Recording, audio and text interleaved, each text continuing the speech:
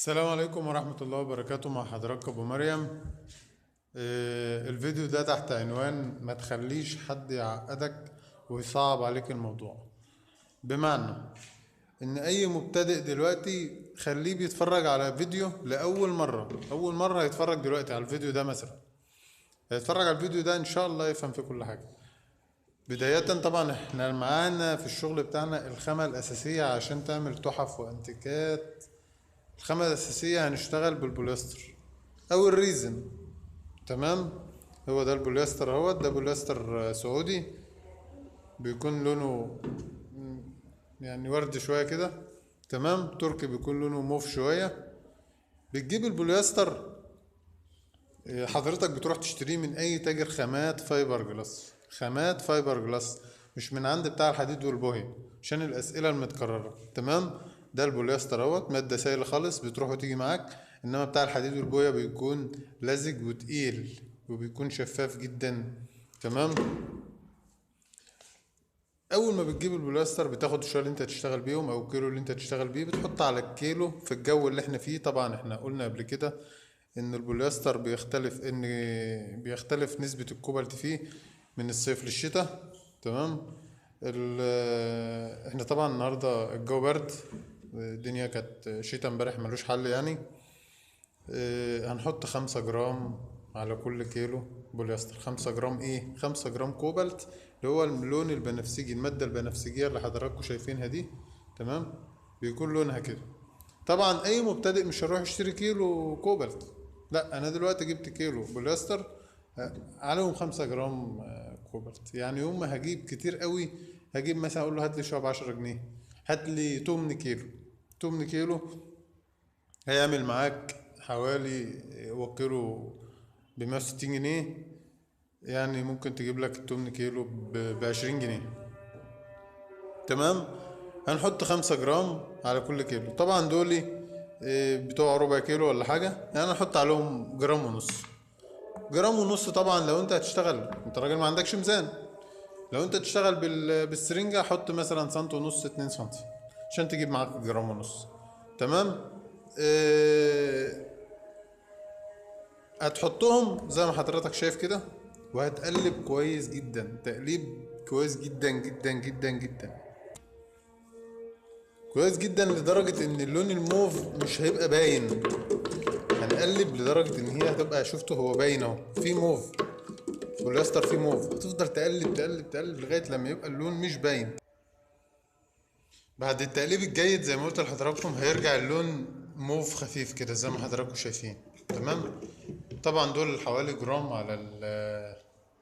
على الشوية اللي هم ربع كيلو. تمام. ممكن تزود شوية عشان انت شغال في تحف الانتيكات، فانت عايز تنتج اكتر، عايز الحتة تطلع في خلال 10 دقايق عشان تعمل غيرها الكلام ده كله. فانت بتسرع شوية، ممكن تحط كوبالت اكتر. تمام. ده بالنسبة للبلاستر حطينا عليه كوبالت. طب انا عايز اطلع دلوقتي مثلا وليكن اي تحفة، اي حتة، يعني مثلا حاجة كده زي دي كده، وتطلع بقى ناعمة، تطلع ناعمة ان انا ما اتعبش فيها. يعني مجرد ان انا بس اشيل الريش بتاع اللحمات بتاع الاسطمبة واصنفره مثلا صنفرة حلوة وكده. اشتغل بايه؟ اشتغل بسبداج. تمام. اشتغل بسبداج. الاسبداج منه لونين عشان برضو ما تحترش يعني وتختلف والكلام دوت. لون اصفر ولون ابيض، هو نفس الخامة اهو، لون اصفر ولون ابيض، ده اللون الابيض بتاعه. تمام. انت هتقول للراجل انا عايز برضو اسبداج بتاع الفايبر جلاس، هيديك اسبداج. تمام. هتلاقي عنده اصفر وابيض، انت بتختار اللي انت عايزه، بس انا بفضل اجيب الابيض علشان لو انا حابب اطلع القطعه نفسها بيضه زي اللي حضراتكم شفتوها.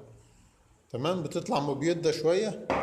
وبعد كده بحط عليها كمان ايه، يعني انا دلوقتي بضيف الاسبداج على الخامه وبقلب كويس جدا. لازم التقليب كويس جدا يا جماعه، اهم حاجه التقليب عشان الخامة كلها تندمج، ما تطلعش كلاكيع الكلام ده كله.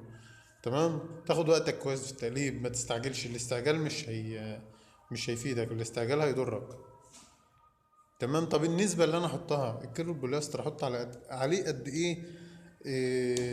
ببودرة اسبداج سواء ابيض او اصفر. تمام. احط قد ايه الكيلو البوليستر؟ احط عليه من كيلو ونص ل2 كيلو اسبداج. انا بفضل كيلو 700، كيلو 750. ليه بقى من كيلو ونص ل2 كيلو؟ انا لو مثلا هحط دلوقتي وهشتغل دلوقتي احط كيلو ونص، هقلب على طول، بتندمج بسرعه والخلطه بتاخد راحتها في كيلو ونص سبيتاج على الكيلو، بتتقلب بسرعه وبتقلب باي حاجه فتلاقيها سلسه معاك، وتصب على طول في خلال ربع ساعه تكون خلاص الخامه بقت تمام من التقليب وتصب. طب انا دلوقتي انا عايز اوفر وعايز احط 2 كيلو، هتحط ال 2 كيلو هتسيبها تخمر براحتها وتقلبها كتير علشان تندمج كلها مع بعضها، وهتبقى طبعا تقيله شويه فبتضايق. فانا بفضل في كلتا الحالات ان انا اشتغل بكيلو 700 كيلو 750 اللي هو يعني كيلو بوليستر عليه 2 كيلو الا ربع بودره، طلع لي الحته كويسه جدا ناعمه ما فيهاش فقاقيع. مشكله ال 2 كيلو برضو انها ممكن تعمل لك بعض المشاكل اللي هي ممكن تطلع لك فقاقيع بتاع، عشان كده بحاول اقلل النسبه شويه تكون سلسه يعني. ده بالنسبه للنسبه بتاعه البودره بالنسبه للبوليستر. طبعا بمجرد ما اخلطهم، والناس اللي شافت الفيديوهات او اللي لسه ما شافش يا ريت يشوف الفيديوهات اللي قبل كده نسب الخلط. تمام، بعد كده بحط عليه الماده اللي بتصلبه. تمام، طبعا ده الكلام ده لو انا مش هضيف الوان، لو انا مش هضيف الوان، لو انا هلون بعد ما اطلع القطعه، يعني دي انا طلعتها بيضه ولسه هلونها مثلا، فايه مش هضيف الوان، عايز بقى هضيف مثلا ابيض، بجيب التيتانيوم واضيفه في الخام واقلبه كويس على حسب درجه البياض اللي انت محتاجها، وبعد كده بتلونها عادي جدا. طبعا بتقف بعد ما تخلطهم عشان باقي الخام عايزينها تنشف بقى، تنشف في ال10 دقايق، بتضيف المصلب. المصلب انا بضيف 5 جرام على كل كيلو خامة، كل كيلو خامة مش كل كيلو بلاستر. الكوبالت كنت بضيف 5 جرام على كل كيلو بلاستر، انما المصلب بضيفه على كل كيلو خامة اللي هو التوتال الخامة. تمام، ممكن تضيف 7، ممكن تضيف 10 جرام، ده بيسرع معاك. اهم حاجة خد بالك من نسب الكوبالت ونسب المصلب، لان ده ممكن يعمل معاك مشكلة، ممكن يعمل معاك دخان، ممكن يعمل معاك حريق لو انت زودت النسب عن الحد المطلوب. تمام. طب بالنسبة أنا خلصت القطعة وطلعتها مثلا بيضة، طلعتها لون عادي اللي هو لون الخام وبيكون مبيض شوية بتاع، عايز ألونها بقى، ألونها بإيه؟ عندك ألوان كتير، عندك ممكن تلونها بألوان دوكو، تمام تطلع جميلة. عندك ألوان إكريليك تطلع ممتازة. عندك ألوان، عندك صبغة الخشب بتطلع جميلة جدا، على حسب الشغل اللي أنت محتاجه. يعني شغل الشيفات والكلام ده بيتلون بألوان دوكو، شغل السبوع والحاجات دي بيبقى ممتاز جدا في الدوكو والاكريليك. الحصنة والحاجات دي بتتلون بصبغة الخشب، حاجة رائعة جدا. كل الشغل دوت كل حاجة بيبقى لها حاجة، انت طبعا مع الوقت ومع التكرار بتعرف الكلام ده. تمام. طب انا حابب ان انا الون الخامة نفسها واصبها على طول وخلاص، انا هشيلها من الاسطمبة هبيعها على طول زي الناس اللي بتعمل الطفايات والكلام ده كله. تمام، بتجيب الوان اسمها الوان بيجمنت. الوان بيجمنت بتكون تقيلة زي ما حضراتكم شايفين كده، تقيلة لزوجتها عالية. الكيلو بتاعها بقى الألوان الأبيض والأسود بيكون كيلو بتاع 160 170 جنيه. الأحمر الأخضر الأزرق الألوان التانية دي بيكون الكيلو 220 230 جنيه على حسب طبعا المكان. وبتشتغل. طب انا راجل مبتدئ يا عم، راح اجيب كيلو مش عارف طب هيرضى يبيع لي ربع كيلو؟ طب هيرضى يبيع لي 8 كيلو؟ طب خلاص انسى الوان البيجمنت واشتغل بحاجه بسيطه خالص اسمها الوان سكيب او الوان ميه من عند بتوع الحديد والبويه. طبعا الالوان البيجمنت بتيجي من عند الناس بتوع الفايبر جلاس اللي انت شاري منهم البوليستر. فانسى بقى خلاص الالوان البيجمنت واشتغل انك راجل مبتدئ وجايب كيلو بلاستر، مش هتروح تجيب له كيلو بيجمنت. انسى اي حد يعقدك، روح اشتري الوان سكيب ممتازه جدا بتشتغل بيها برضو جميله في الحاجات الطفايات والانتيكات والكلام ده اللي انت حابب تلونها مع الخامه. بتلون زي ما قلت لحضرتك، تحط الالوان السكيب تعمل خلطه مع بعضها تطلع تشبيحات زي ما انت عايز، ما بتاثرش معاك وتعتبر على في متناول اليد يعني زي ما بيقولوا. تمام، ده بالنسبة لشغل الكلام ده كله. طيب أنا كان عندي دورة الجمعة اللي فاتت هنا، تمام مجانية طبعا، أنا كنت أعلنت عنها والناس حضرت الحمد لله، كان في عدد لا بأس به يعني، عدد كويس وأتمنى يكونوا استفادوا طبعا. أكيد هم إن شاء الله شايفيني دلوقتي. وأنا لما برضو اتسألت لأن في ناس كتير كلمتني تاني بعد الدورة ما خلصت عايزين نيجي، فأنا قلت لهم هحدد ميعاد الدورة وإن شاء الله ممكن أحدده في الفيديو الجاي خلال يومين أو 3 ربنا يسهل، لان احتمال تكون الجمعه الجايه لسه ما اكدتش يعني، شوف بس ظروف شغلي. انا اتكلمت معاهم في حاجه مهمه جدا يا جماعه، ان وكنت حابب ان انا اصورها لكن والله ما مش عارف اللي حصل نسيت يعني. موضوع التسويق، وده اهم نقطه، موضوع التسويق. انا راجل دلوقتي بتفرج على الفيديو لاول مره عجبني الشغل، رحت جبت رابر ورحت جبت مش عارف ايه وبعمل اسطمبة وباظت مني. طب ده انا بتفرج على الفيديوهات، طب انا رحت خدت دورة وبجرب علشان اطلع حاجة كويسة. المهم ان انت عايز في خلال اسبوع، في خلال في خلال شهر، بص تلاقي نفسك طلعت حتة هوب، يلا يلا ايه اروح ابيع بقى. لا، ما انت مش هينفع. انت لازم تكون عندك خبرة، لازم تكون جعان للشغل من كتر خبرتك. مش ان انت نفسك تبيع، ما احنا كلنا نفسنا نبيع، كلنا نفسنا نشتغل، كلنا نفسنا نطلع شغل، لكن لازم تكون جعان خبرة، يكون عندك خبرة عالية جدا. بعد كده تبدأ تشتغل. طب انا دلوقتي راجل مبتدئ وبتفرج على الفيديو، يا عم انت بتعقدني ليه؟ ايوه، ما انت بتتفرج على الفيديو، احنا بنعرفك الخامات، بنعلمك، بنجيبك الدورة مجانا علشان تاخد خبرة اكتر عشان نساعدك. بعد كده تجرب مرة واتنين، تيجي الدورة تاني، تيجي الدورة تالت، كل ده ببلاش، انت مش خسران حاجة. يعني انت مش خسران اي حاجة. فهتجرب ده كله. بعد كده لما تلاقي نفسك خلاص بدأت تطلع، بدأت تبقاش محتاج لي، تبقاش محتاج لغيري، انت كده بقيت بدأت تدخل في مرحلة البروفيشنال. هتبدأ تعمل الحاجة زي ما الكتاب ما بيقول. فانت لازم تكون عندك خبرة عشان تطلع الحاجة كويسة. طب انا دلوقتي اشتغل في ايه بالنسبة للتسويق؟ يعني اسوق ازاي؟ ما هو انا بصوا حضراتكم، انا مثلا انا عملت حتة زي دي، عجبت واحد، والنبي ابو مريم ما تجيب لي حتة ما اعمل عليها اسطمبة. طب يا حبيبي انت هتعرف تبيعها ولا مش هتعرف؟ لا، ما انا لسه بعد ما اعملها بقى اروح ابيعها بقى. لا، ما هو مش كده.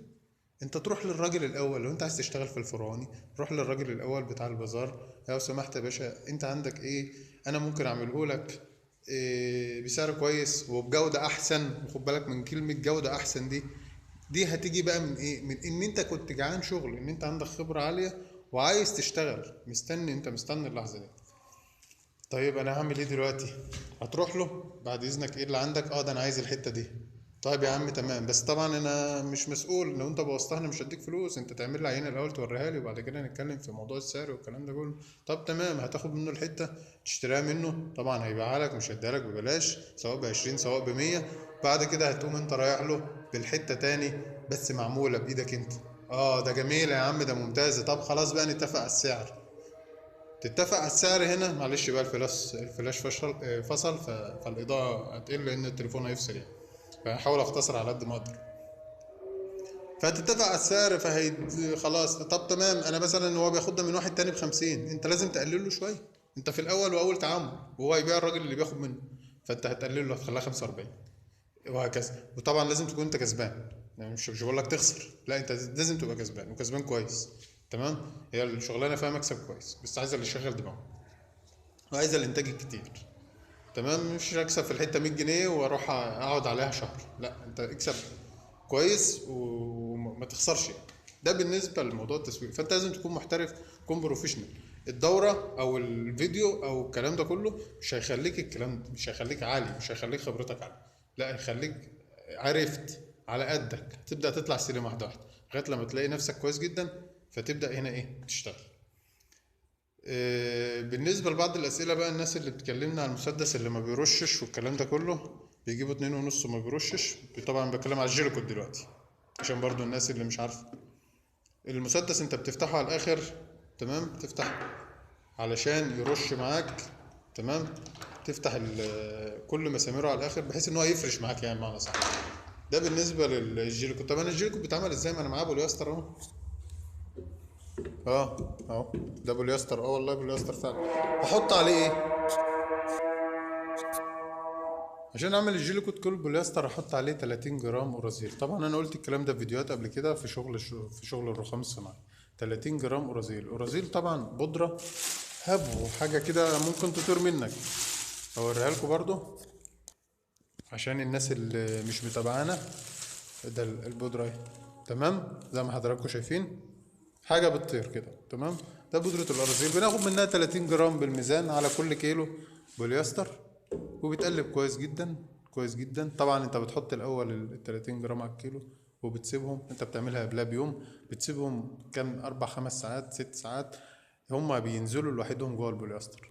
لان انت لو حطيت الرذيل وقلبت على طول، في شويه كتير هيطيروا وهيجوا في مناخيرك، هيتعبوك، تمام. يعني هم تعبوني وانا بفتح الكيس اصلا. فالتقليب ده هيتعبك، غير ان هو هيطير لك 10 جرام من ال 30 جرام اصلا تطير، لان هي بودره هواء اساسا. فانت هتحطهم وهتسيبهم كام ساعة كده، 4 5 ساعات. هتيجي تبص تلاقيهم اترسبوا عملية ترسيب، حصل عملية ترسيب ونزلوا في قاع البوليستر. هتبدأ تقلب هنا، خلاص هنا مفيش اي مشكلة، ال 30 جرام وصلوا 30 جرام.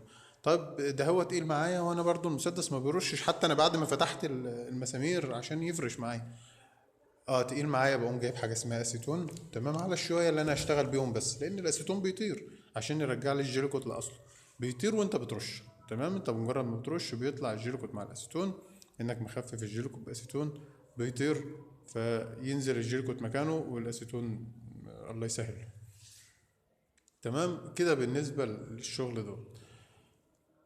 إيه بالنسبه للاستنباط، الرابر معلومات عنه ممكن تكون حضرتك مش عارفها، ممكن تكون حضرتك عارفها، بس انا متأكد ان اي مبتدئ او واحد لسه بادئ في الموضوع اكيد مش عارف الكلام ده.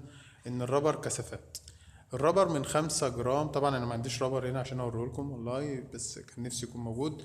الرابر كثافات من 5، من كثافة 5 لكثافة 25. طب الخمسة لازمته ايه والعشرة لازمته ايه والخمسة، يعني هو ايه كثافات اصلا؟ يعني انا ليه كثافة اللي هي اللزوجة بتاعت ان الكثافة اصلا بتتقاس بالدلق، ان انت تدلق زي العسل كده تدلقه فبينزل على مهله، او زي الطحينة بينزل على مهله. انما المية لو جيت تدلقها هتجري. فالخمسة عامل زي المية، خفيف، مش زي المية قوي يعني، اتقل شويتين كده، تمام، خفيف. انما اللي زي العسل او زي الطحينة اللي هو مثلا 20 و25. طب انا كمبتدئ اشتغل بايه؟ هات الخمسة او العشرة، تمام. طب انا مش مبتدئ، بس انا في معايا شكل فيه التفاصيل صغيرة جدا وعايز اطلعها دقيقة جدا، اشتغل بالخمسة على الاقل خالص. اول وش او اول وشين اطلع التفاصيل اللي فيه. ليه؟ لان هو عامل زي المية، فمجرد ما احطه على الشكل هياخد الشكل بتاعي على طول. انما التقيل هيبدأ واحدة واحدة سنة ببطء كبير جدا، وتيجي تلاقي نفسك البتاع بدأ ينشف او التفاعل بدأ يتم قبل ما قبل ما ينشف. فانا كمبتدئ قبل ما يفرد، فانا كمبتدئ بشتغل بالخمسة او بالعشرة. انا محترف بس عندي تفاصيل دقيقة، اشتغل لو اول وش خالص بالخمسة، تمام، عشان يطلع لك التفاصيل. تكاد ان تكون في تفاصيل كمان ممكن لو دقيقة جدا جدا جدا ممكن ما تطلعش بالخمسة كمان، تمام، على حسب التفاصيل اللي موجودة. إيه بالنسبة بقى يعني ايه ال 20 وال 25، لو انا راجل مبتدئ وجيت اشتغل بال 20 وال 25 وحطيت نسبة المصلب وجيت اقلب، هو تقيل في ايدي لسه ما فردش معايا، ممكن ينشف قبل ما انا، يا اما اقلل نسبة المصلب علشان انا خلاص اتورطت وجبت 20 او 25، تمام. طب انا دلوقتي حطيت المصلب على الرابر، وليكن مثلا انا معايا 100 جرام، هو بالمناسبة هو كل كيلو رابر بتحط عليه 20 جرام مصلب، تمام. طب انا مثلا خدت 100 جرام من الكيلو وحطيت عليهم 2 جرام مصلب، وحاولت اقلب وفضلت اقلب، تمام، واتقلب تمام 100 100، بس حطيته حته نشفت وحته ما نشفتش. ما هو فعلا انت قلبت، بس انت اصلا قلبت الرابر بس انت ما قلبتش المصلب. يعني ايه ما قلبتش المصلب؟ المصلب هتكون علبه زي دي كده مثلا صغيره كده، فيها 20 جرام او 40 جرام، تمام، لان انا ساعات بحط 40 جرام على الرابر، لان ال 40 جرام لما احطهم على كيلو الرابر بتطلع نعومه اعلى من ما احط 20 جرام. بس طبعا ده انا بكلم مبتدئين، فخليك في ال 20 جرام، اشتغل على قدك، لان انت لو حطيت ال 40 ممكن ينشف في ايدك. فانت خد بالك من النقط دي، يعني لازم تقلب في اقل من دقيقه، تكون مقلب الكيلو كامل، واعتقد ده يبقى صعب. انت تقلب بايدك كيلو كامل لازم تكون ايدك واخده على التقليب. المهم علبه المصلب بتيجي مثلا في علبه صغيره زي دي، تمام. انت حاططها هنا، المصلب ده عباره عن بودره وعليه ميه مثلا، تمام، وبالتالي البودره بتتسرب لانك انت حاططها واقفه كده، فالبودره بتترسب تحت، البودره بتترسب تحت، فبيتبقى لك الميه متلونه، انت بيتهيألك ان المصلب كله موجود، لا، هي البودره او المصلب كله تحت. فانت لازم تقلبها كويس جدا، تمام، او الاستخدام الرج قبل الاستخدام بمعنى اصح. فتقلبها كويس جدا عشان تطلع لك نسبة المصلب في كل المية واحدة، فتحطها على الربر تطلع معاك الشغل مظبوط. انا كده اعتقد قلت تقريبا معظم الكلام اللي اتقال في الدورة. شرح المبتدئين اعتقد ان هو يكون مناسب. بالنسبة لأرقام التجار، عشان الناس اللي بتسألنا برضو في الفيديوهات اللي قبل كده، دور على القناة. بالنسبة لأي استفسار أو أي حاجة، يعني بالنسبة الحاجات اللي أنا قلتها دي اتعملت قبل كده لكن في فيديوهات تانية، لكن بالتفصيل أكتر من كده تفصيل يعني. فأنت اتفرج على الفيديوهات، اللي بيشوف الفيديو ده أول فيديو يشوفه اتفرج على الفيديوهات اللي قبل كده علشان فيها معلومات تانية هتهمك. وزي ما وعدتكم إن شاء الله ميعاد الدورة إن شاء الله هنتكلم فيه ممكن في الفيديو الجاي، ربنا يسهل. واعذروني إن أنا بتأخر عليكم غصب عني أكيد يعني. كان مع حضراتكم أبو مريم. السلام عليكم ورحمة الله وبركاته.